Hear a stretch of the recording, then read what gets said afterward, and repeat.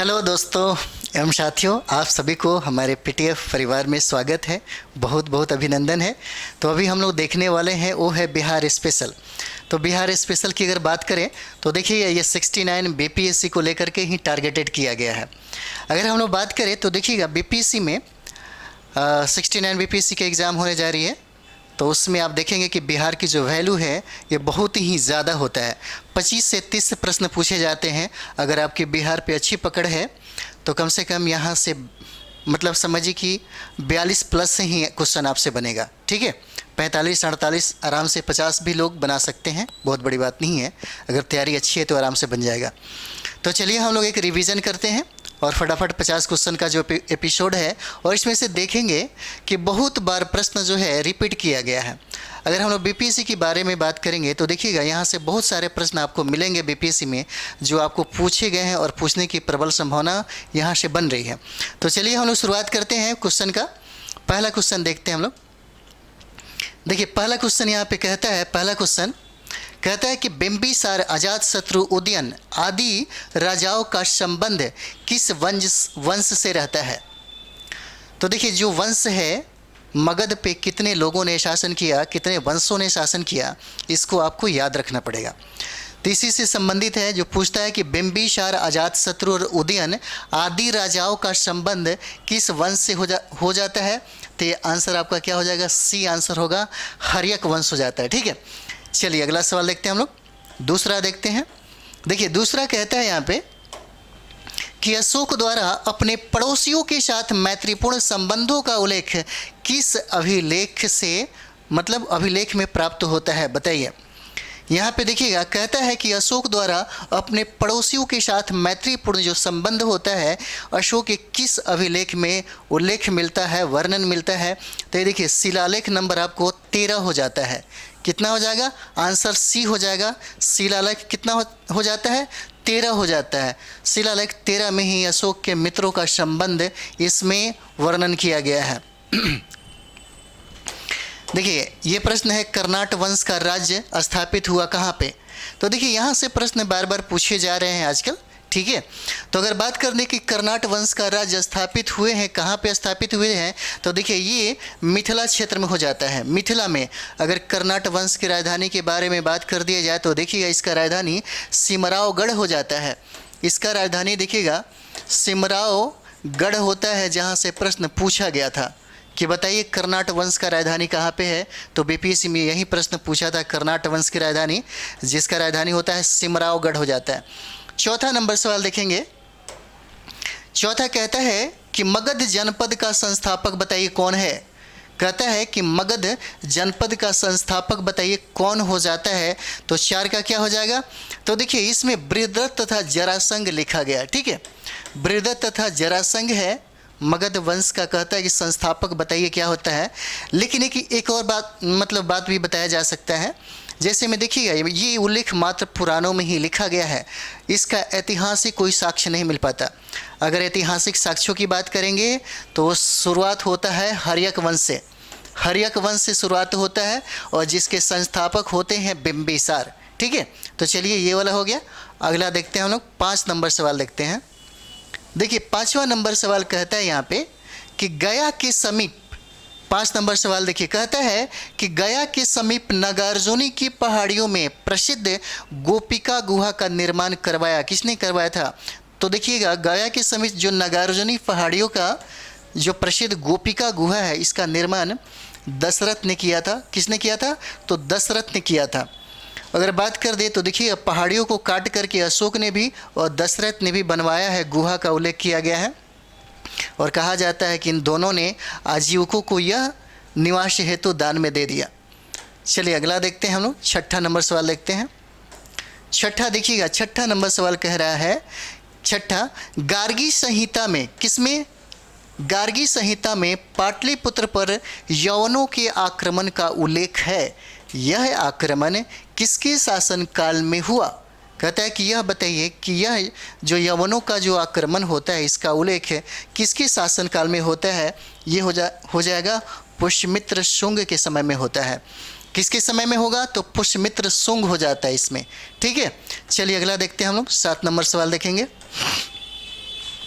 देखिए 7 नंबर सवाल कहता है कि हर्षवर्धन के मृत्यु के बाद बिहार के कुछ क्षेत्रों में कुछ समय के लिए तिब्बत की संप्रभुता स्थापित हो गई थी, जिसका अंत किया था किसने किया था। 7 नंबर सवाल देखिए, 7 नंबर बहुत इंपॉर्टेंट है, इसको आप लोग अच्छा से देखेंगे। 7 नंबर है, ये VVI हो जाता है, ठीक है। 7 नंबर कहता है VVI है, कहता है कि हर्षवर्धन के मृत्यु के उपरांत बिहार के कुछ क्षेत्रों में कुछ समय के लिए तिब्बत की संप्रभुता क्या हो गई थी, स्थापित हो गई थी। कहता है कि इसका अंत किसने किया था, तो ये देखिए आदित्य सेन ने इसका किया था अंत। ये आंसर आपका सी हो जाता है, आदित्य सेन ने इसका अंत किया था। अगला देखते हैं हम लोग, 8 नंबर सवाल देखेंगे। देखिए 8 नंबर सवाल कहता है कि मध्यकाल में पटना का, 8 नंबर सवाल देखिए कहता है कि मध्यकाल में पटना का नवनिर्माण करवाया था किसने किया था। पटना का नवनिर्माण की बात कर दिया जाएगा तो ये आंसर आपको क्या हो जाएगा, शेर शाह ने करवाया था। किसने करवाया था, तो शेर शाह ने करवाया था। अगला देखिएगा, देखिए अगला सवाल है, कहता है यहाँ पे कि कर्नाट वंश का अंतिम शासक बताइए। ये भी BPSC में प्रश्न पूछा गया है, ये भी कर्नाट वंश का जो अंतिम शासक है इसके बारे में पूछता है। 9 नंबर सवाल है, कहता है कि कर्नाट वंश का अंतिम शासक कौन हो जाएगा, तो ये आपका हो जाता है हरि सिंह हो जाते हैं। 9 का क्या हो जाएगा, बी आंसर हो जाता है, हरि सिंह हो जाते हैं। अगला सवाल देखते हैं हम लोग, 10 नंबर सवाल देखिए, कहता है कि बिहार राज्य का नाम बिहार किसने दिया है, बिहार किसने दिया है, ठीक है। 10 नंबर सवाल देखा जाए तो देखिए कहता है कि बिहार राज्य का नाम बिहार किसने दिया है, तो इसका आंसर आपको क्या हो जाएगा, डी हो जाएगा, तुर्कों ने दिया है। बिहार राज्य का नाम बिहार जो है किसने दिया, तो तुर्कों ने दिया, ठीक है। चलिए अगला सवाल देखते हैं हम लोग, 11 नंबर सवाल देखते हैं। 11 सवाल कहता है कि मुगल प्रांत बनने के उपरांत, कहता है कि मुगल प्रांत बनने के उपरांत मतलब बाद में बिहार का गवर्नर कौन बना। यहाँ पे 11 नंबर सवाल हो जाएगा, क्या होता है, कहता है कि बिहार मुगल प्रांत जब बन जाता है 11 नंबर, तो कहता है कि इसके बाद बिहार का गवर्नर कौन बना, तो ये मुनीम खां हो जाते हैं। 11 का क्या हो जाएगा, मुनीम खान जो है यही मुगल प्रांत बनने के बाद बिहार के गवर्नर बनते हैं। अगला देखते हैं 12 नंबर सवाल देखिए, कम से कम यहाँ से आपको 45 एकदम बनना चाहिए। अगर आपकी तैयारी बहुत ही अच्छी है तो 45 कम से कम बनना चाहिए। और इसको आप लोग बनाइए कहाँ से गलत हो रहा है और कहाँ पे ज़्यादातर आपको दिक्कत हो रहा है, क्योंकि मूल्यांकन करना आपको खुद को ज़रूरी है, मूल्यांकन से पता चल जाएगा, ठीक है। और स्कोर कम हो रहा है तो इसका मतलब ये नहीं कि तैयारी आपकी अच्छी नहीं है, इस पर टेंशन लेने की कोई ज़रूरत नहीं है, ठीक है। तो चलिए स्टार्ट करते हैं हम लोग। 12 नंबर सवाल कहता है कि बिहार को यानी कि मुंगेर को, कहता है मुंगेर को अपनी राजधानी बनाने वाला पाल शासक बताइए कौन था। 12 नंबर होता है, कहता है कि बताइए मुंगेर को अपनी राजधानी बनाने वाला पाल शासक कौन हो जाता है, तो ये देखिए आपको देवपाल हो जाएंगे। देवपाल ने मुंगेर को अपनी राजधानी बनाते हैं, कौन, तो देवपाल बनाते हैं। अगला सवाल देखते हैं हम लोग, 13 नंबर सवाल देखिए, कहता है यहाँ पे कि 1857 के प्रथम स्वतंत्रता संग्राम, 1857 के प्रथम स्वतंत्रता आंदोलन के समय बाबू कुंवर सिंह के विद्रोह को भोजपुर में किस अंग्रेज ने दबा दिया था। पूछता है किस अंग्रेज ने क्या किया, दबा दिया। ये 13 नंबर सवाल हो जाएगा, क्या हो जाएगा, 1857 के विद्रोह में वीर कुंवर सिंह को मतलब भोजपुर में आरा में किसने दबा दिया था, किस अंग्रेज ने, तो ये देखिएगा ये आंसर आपको क्या हो जाता है, इसको 13 का हो जाता है विंसेंट आयर हो जाता है, विंसेंट आयर हो जाता है। ये प्रश्न पूछा जाता है और ये वाला जो है बहुत VVI है। चलिए अगला देखते हैं, 14 नंबर सवाल देखिएगा। 14 नंबर कहता है कि निम्नलिखित को सुमेलित कीजिए और कुट की सहायता से कहता है कि एक दूसरे का मिलान कीजिए। तो 14 का देखिएगा इसका आंसर हो जाएगा, इसका आंसर की अगर बात करें तो देखिए इसका आंसर ए हो जाता है, इसका आंसर क्या हो जाएगा, ए हो जाएगा। अगर यहाँ पे बात करें तो देखिएगा ए का 3 हो जाता है। जैसे कोल विद्रोह की अगर बात करें तो देखिएगा ये 1831-32 में होता है। कब होता है, 1831-32 में होता है, ठीक है। अगर भूमिज विद्रोह की बात करेंगे तो देखिए ये 1832-33 में हो जाता है, ठीक है। अगर संथाल विद्रोह की बात करते हैं हम लोग, संथाल विद्रोह की बात करें तो देखिएगा ये 1855-56 में होता है, ठीक है, 1855-56 में होता है। और संथाल विद्रोह का चर्चा कार्ल मार्क्स भी अपनी किताबों में करते हैं। और मुंडा विद्रोह की बात करें तो देखिए 1899 और 1901 के मध्य में हो जाता है। ठीक है, इस तरीके से इसका आंसर क्या हो जाएगा, 1 हो जाता है इसका आंसर। ठीक है, चलिए अगला देखते हैं हम लोग। 15 नंबर सवाल देखते हैं। 15 नंबर सवाल देखते हैं। यहाँ पे थोड़ा लंबा हो गया है। 15 नंबर सवाल देखिए। 15 नंबर कहता है कि निम्नलिखित में से किसको सुमेलित नहीं है, ये बताइए। देखिए चंपारण आंदोलन की बात कर दिया जाए यहाँ पे तो जवाहरलाल नेहरू लिखा हुआ है। ठीक है, बिहारी स्टूडेंट राजेंद्र प्रसाद कॉन्फ्रेंस लिखा हुआ है। कांग्रेस का गया अधिवेशन CR दास है। बिहारी प्रादेशिक है तो स्वामी सहजानंद है। ये सारे के सारे तो हैं, ये सारे के सारे हैं, लेकिन सुमेलित इसमें ए नहीं है। चंपारण आंदोलन जवाहरलाल नेहरू, ये गलत हो जाता है। ठीक है, इसका आंसर आपको ए हो जाएगा, क्योंकि इनका संबंध, जवाहरलाल नेहरू का संबंध आपको चंपारण आंदोलन से नहीं था। अगला देखते हैं हम लोग सवाल। देखिए 16 नंबर सवाल देखेंगे। कहता है 16 नंबर देखिए कह रहा है यहाँ पे कि बिहार प्रांतीय सम्मेलन, 16 नंबर कहता है कि बिहार प्रांतीय सम्मेलन का पहला अधिवेशन 1908 में कहाँ हुआ था। 16 नंबर कहता है कि 1908 में बताइए कहाँ हुआ था। बिहार प्रांतीय सम्मेलन का पहला अधिवेशन की अगर बात किया जाए तो 1908 में पटना में होता है। आंसर ए हो जाएगा, पटना में होता है। अगला सवाल देखते हैं। 17 नंबर देखिए। 17 नंबर यहाँ पे कह रहा है, कहता है कि बक्सर का युद्ध कब हुआ था। 17 नंबर देखिए, बक्सर का युद्ध पूछता है कि बताइए 17 यानी कि बक्सर का युद्ध कब हुआ था, तो 22 अक्टूबर 1764 को हुआ था। 17 का क्या हो जाएगा, सी हो जाता है। 22 अक्टूबर 1764 को बक्सर का युद्ध हो जाता है। ठीक है, चलिए अगला देखते हैं। 18 नंबर सवाल देखते हैं। 18 नंबर सवाल कहता है कि बिहार में 1857 में मोहम्मद हुसैन खां के नेतृत्व में विद्रोह कहाँ हुआ था। 1857 में कहता है कि मोहम्मद हुसैन खां के नेतृत्व में विद्रोह हुआ था। कहाँ पे हुआ था, तो देखिए ये छपरा में हुआ था। याद रखिए, बौद्ध VBI है, ये बौद्ध VBI हो जाता है। छपरा में हुआ था। 1857 का जो नेतृत्व छपरा से किसने किया था, तो मोहम्मद हुसैन खां ने किया था। चलिए अगला देखते हैं। 19 नंबर सवाल देखते हैं। यहाँ पे यह प्रश्न कहता है कि बिहार कांग्रेस सोशलिस्ट पार्टी के अध्यक्ष कौन थे भाई। 19 नंबर सवाल है, कहता है कि बिहार कांग्रेस सोशलिस्ट पार्टी कौन सा, तो बिहार कांग्रेस सोशलिस्ट पार्टी के बताइए कि अध्यक्ष कौन हो जाते हैं, तो कौन हो जाएंगे। ये देखिए प्रथम अध्यक्ष की बात अगर होता है तो नरेंद्र देव हो जाएंगे। कौन हो जाते हैं, नरेंद्र देव हो जाते हैं। और इसका प्रथम अध्यक्ष पूछ रहा है, बिहार कांग्रेस सोशलिस्ट पार्टी का प्रथम अध्यक्ष नरेंद्र देव हो जाते हैं। अगला सवाल है, कहता है कि सारण कब अपराधी जिला घोषित हुआ था। ठीक है, पूछता है कि सारण कब अपराधी जिला घोषित हुआ, और ये 20 नंबर सवाल हो जाता है कब हुआ, तो देखिए ये 1942 में घोषित हुआ था। अपराधी जिला के तौर पे सारण को घोषित कर दिया गया था, अपराधी जिला घोषित किया गया था, 1942 में किया गया था। 21 नंबर सवाल देखते हैं। देखिए 21 नंबर सवाल की बात करें तो देखिए कहता है यहाँ पे, अभी बिहार ही ऐसा प्रांत है जो हमें रास्ता दिखा सकता है एवं हमारे लिए उदाहरण बन सकता है। यह कथन गांधी जी ने कब दिया था। कहता है कि यह कथन कथन जो है गांधी जी ने कब दिया था, ये पूछ रहा है। 21 नंबर क्या हो जाएगा, तो देखिएगा 1941 में बिहार शरीफ में सांप्रदायिक दंगे के समय में उन्होंने ये कथन कही थी। 1941 में कहाँ पे, तो बिहार शरीफ में सांप्रदायिक दंगे हो गए थे, उसी समय में महात्मा गांधी ने ये बात कही थी। ठीक है, चलिए अगला देखते हैं। 22 नंबर देखते हैं।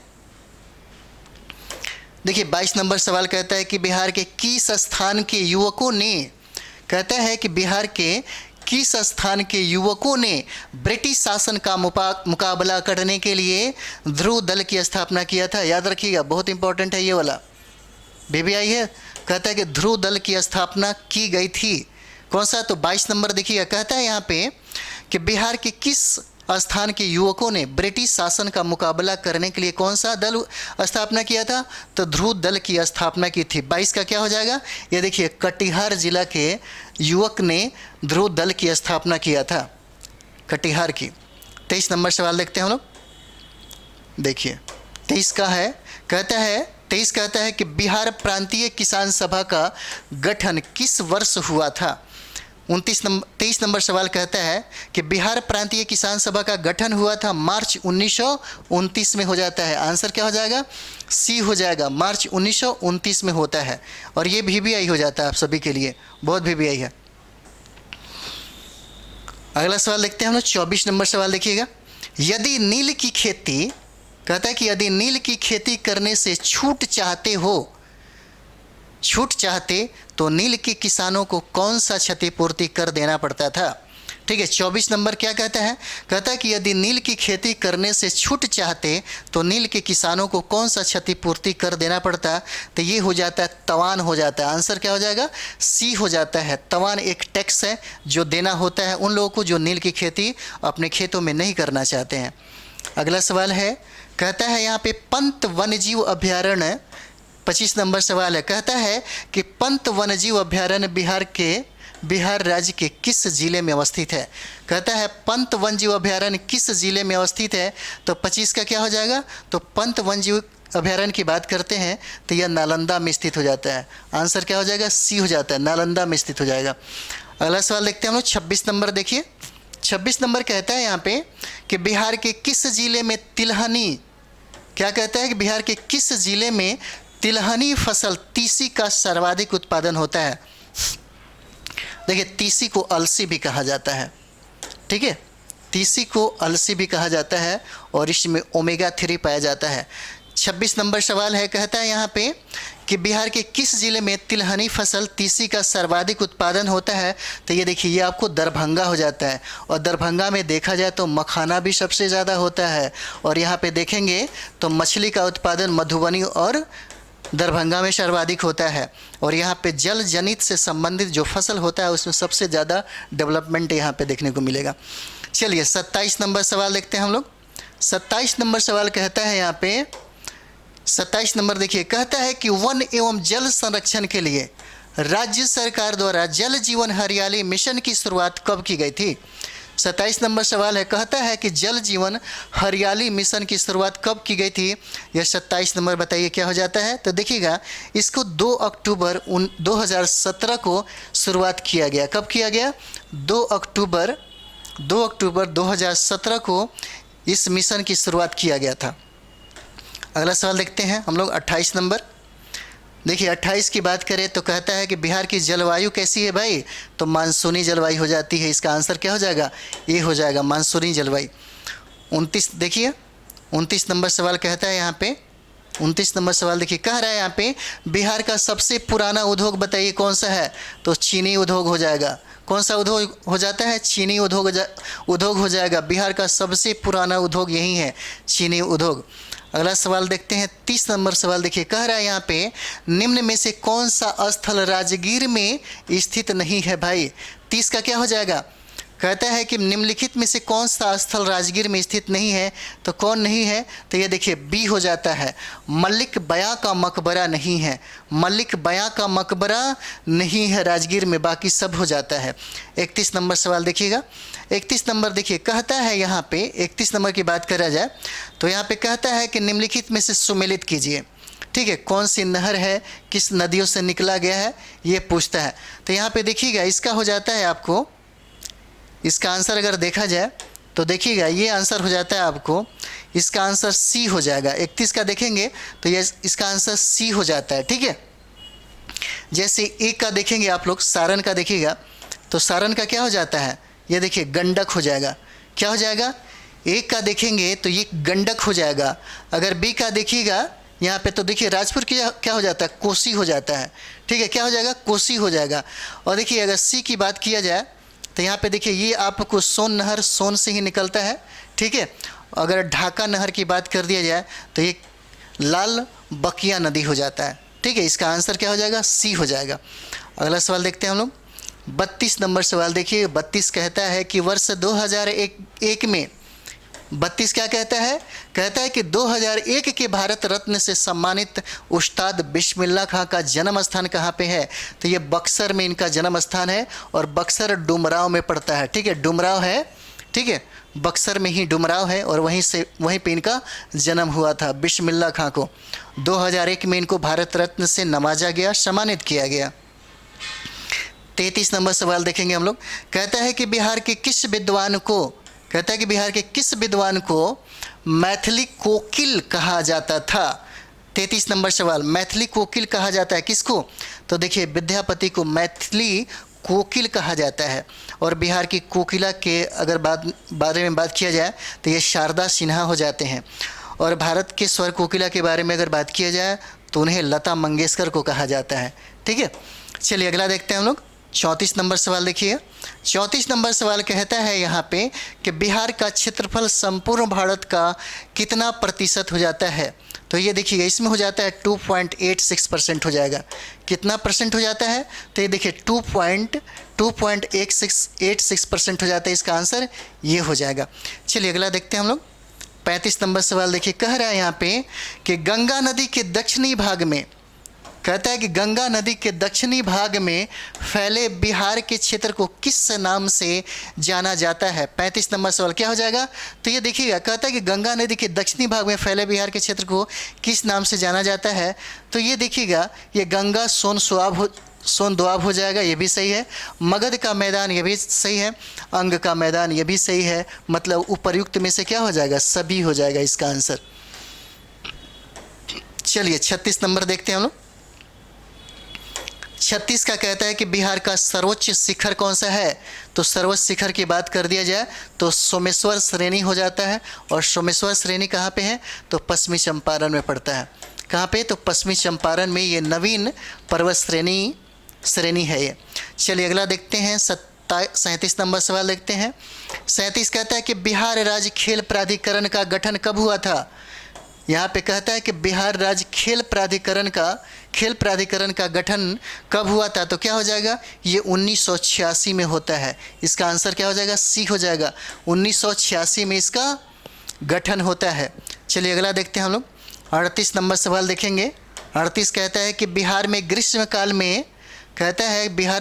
काल में सर्वाधिक वर्षा होती है। 38 नंबर कहाँ पे होती है?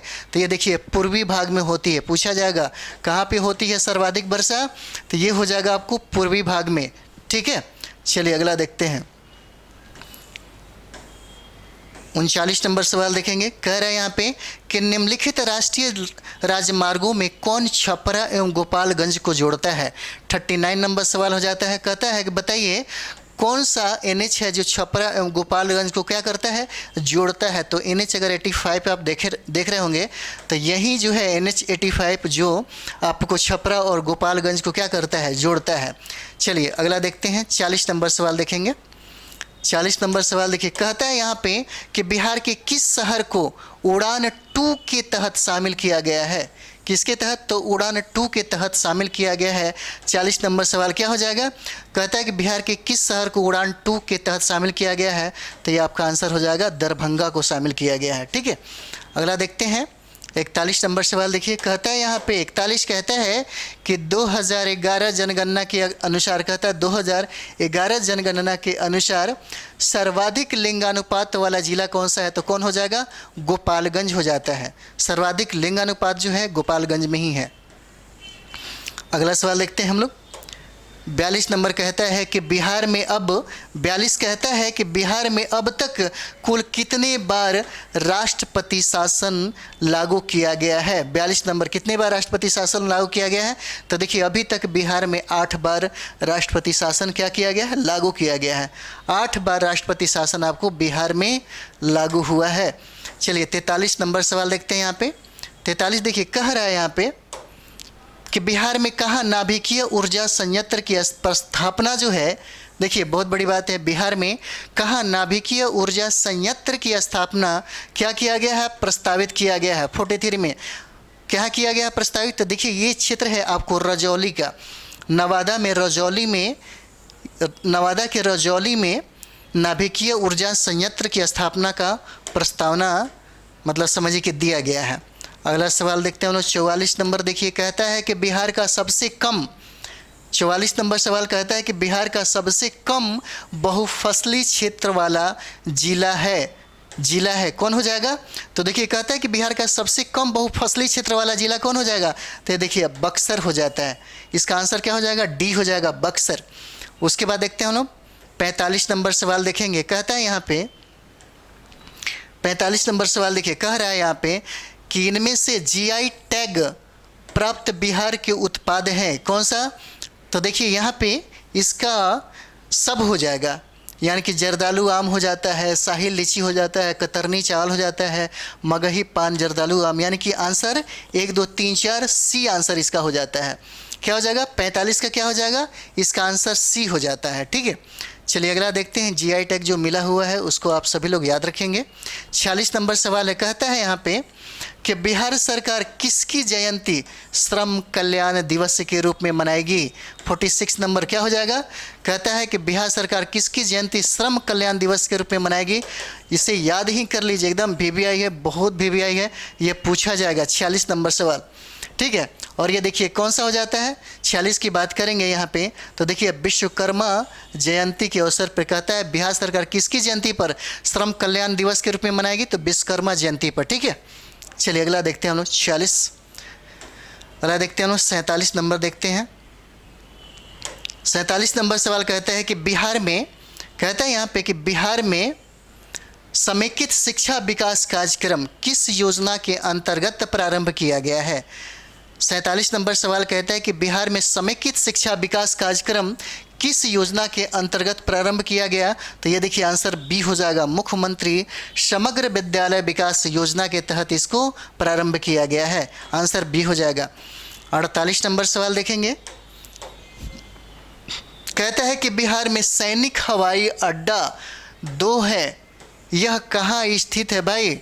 48 कहता है कि बताइए कि बिहार में सैनिक हवाई अड्डा 2 है और ये कहाँ स्थित है? तो ये इसका आंसर क्या हो जाएगा? बी हो जाता है। कहाँ?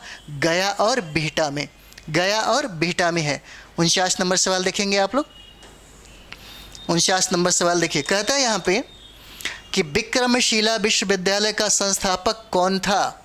49 नंबर सवाल क्या हो जाएगा? विक्रमशिला विश्वविद्यालय जो अभी भागलपुर में, वर्तमान भागलपुर का क्षेत्र हो जाता है, इसे संस्थापक कौन था? तो धर्मपाल हो जाता है। इसका आंसर क्या हो जाएगा? ए आंसर हो जाता है, धर्मपाल। इस सेशन का अंतिम सवाल हम लोग देखते हैं। यहाँ देखिए कहता है यहाँ पे कि बिहार में मोकामा शहर में प्रमुख उद्योग है कौन सा? तो देखिए कहता है कि बताइए बिहार में मोकामा शहर में प्रमुख उद्योग कौन सा है? तो देखिए शराब, जूता, मालगाड़ी का डिब्बा। उपयुक्त में से क्या हो जाएगा? सभी हो जाता है। ठीक है, क्या हो जाएगा? उपयुक्त में से सभी हो जाता है। शराब का कारखाना भी था वहाँ पे, फिलहाल अभी बंद है। ठीक है, तो इसी सेशन के साथ ये हमारा जो सीरीज है ये वाला इसका समाप्त हो जाता है। ये लगभग चौथा सीरीज आपके पास है।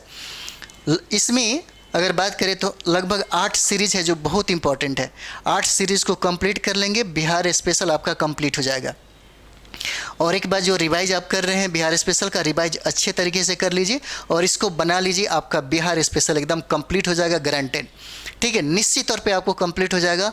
और अगर आप मूल्यांकन कर रहे हैं, अगर आपने इससे मूल्यांकन आप अपना कर रहे हैं कि बिहार स्पेशल में मेरा कितना स्कोर आ रहा है, अगर आपने 45 प्लस किया है तो समझिए कि आपकी तैयारी बहुत ही अच्छी मानी जाएगी। क्योंकि जो लोग सबसे ज़्यादा रिवीजन पे ध्यान देते हैं, जो प्रैक्टिस अभी सेट कर रहे हैं, अभी का समय वही है। 2 चीज़ पे सबसे ज़्यादा फोकस करना है। ठीक है, सबसे ज़्यादा सेट का प्रैक्टिस करिए जो प्रीवियस ईयर में पूछा गया है। ठीक है, और बाकी जो आपके पास जो रिवीजन करने जो सामग्री है, नया कुछ भी नहीं पढ़ा जाता। अभी के समय में बिल्कुल बाज़ारवाद नहीं करते हैं, बाज़ार में सामग्री बहुत इस समय कर दिया जाता है। भीड़ का हिस्सा मत बनिए। ठीक है, आपकी जो तैयारी 1 साल से चल रही है, 6 महीने से 8 महीने से जो चल रही है, यही काम देगा। ठीक है, चलिए अगले हम लोग वीडियो मिलते हैं। और इस सेशन को थोड़ा सा ज़्यादा से ज़्यादा लाइक और सब्सक्राइब करें और शेयर सबसे ज़्यादा करें। चलिए अगले वीडियो हम मिलते हैं। Thank you very much.